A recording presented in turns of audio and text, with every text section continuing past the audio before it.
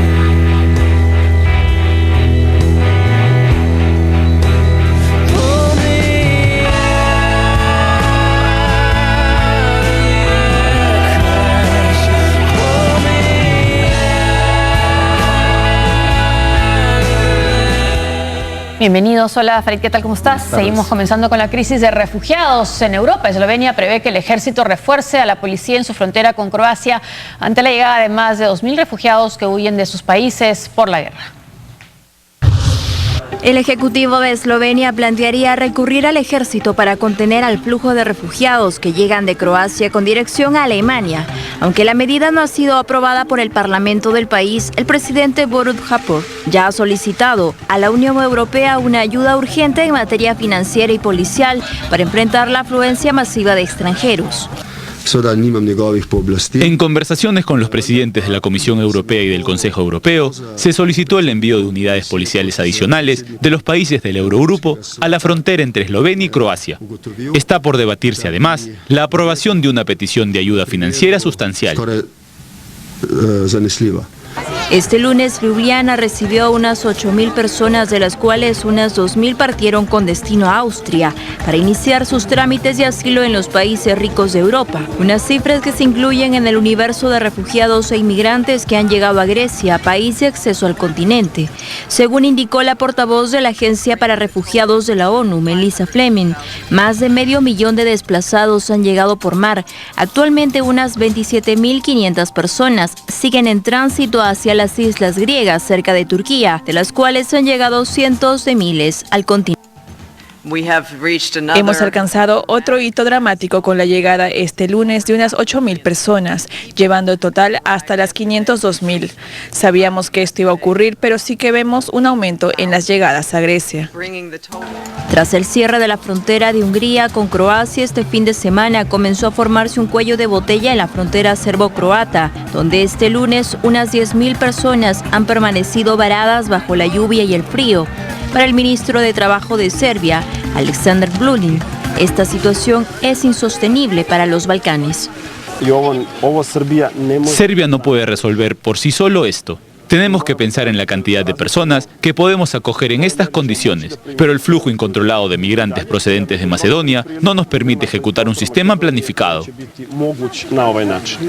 En ese contexto, el movimiento populista Patriotas Europeos contra la Islamización de Occidente o Pegida parece cobrar más fuerza. Este lunes, simpatizantes de esta formación celebraron su primer aniversario de creación en la ciudad alemana de Dresde, donde incidieron en su discurso de la deportación de refugiados.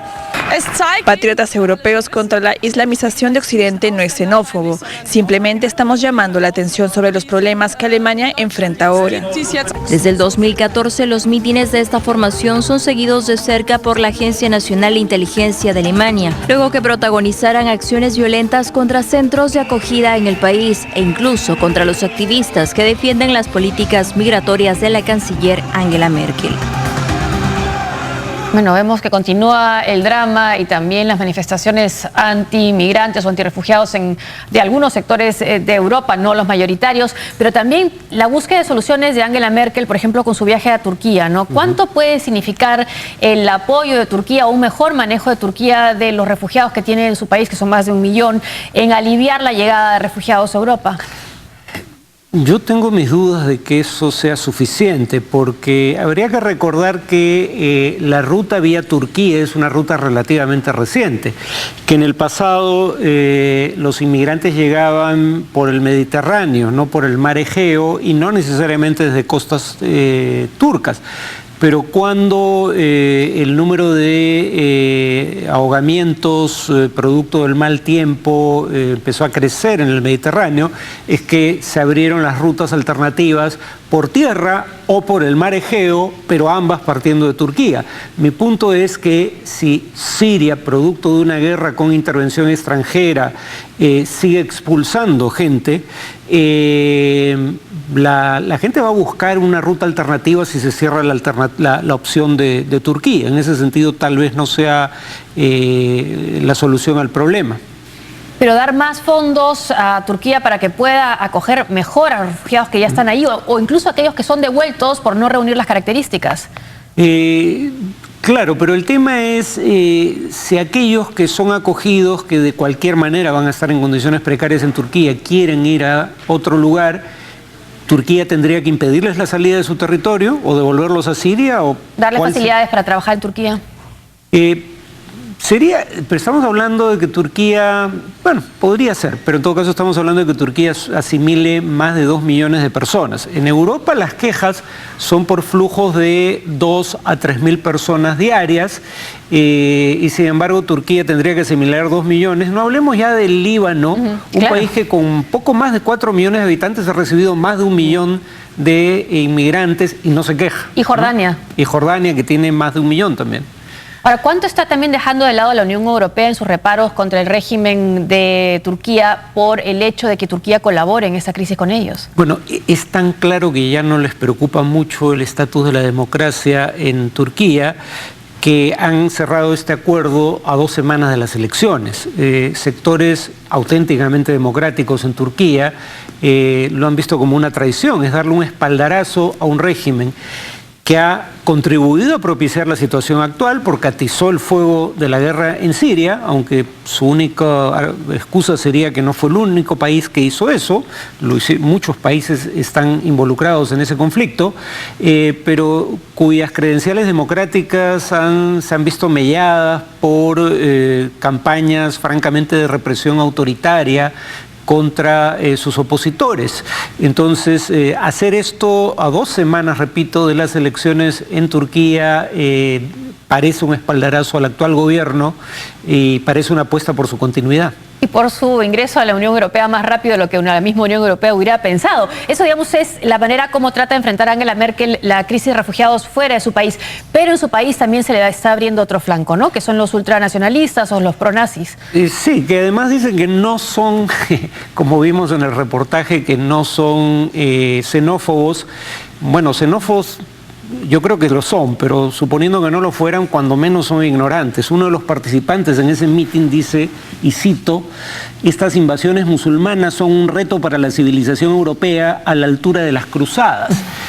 Ingenuo yo que creía que en las cruzadas eran los europeos los que habían ido al Medio Oriente a invadir los musulmanes. Aparentemente estoy equivocado o este personaje ha reescrito la historia, digamos, manu militari, ¿no? Desde su manera de ver las cosas con poca tolerancia y mucha discriminación. Los ataques aéreos rusos han dejado 45 muertos, incluyendo a un comandante rebelde en Siria. Por su parte, el presidente Vladimir Putin dice que los grupos terroristas buscan desestabilizar más regiones. Los ataques aéreos de Rusia en territorio sirio han acabado con la vida de Basil Samo,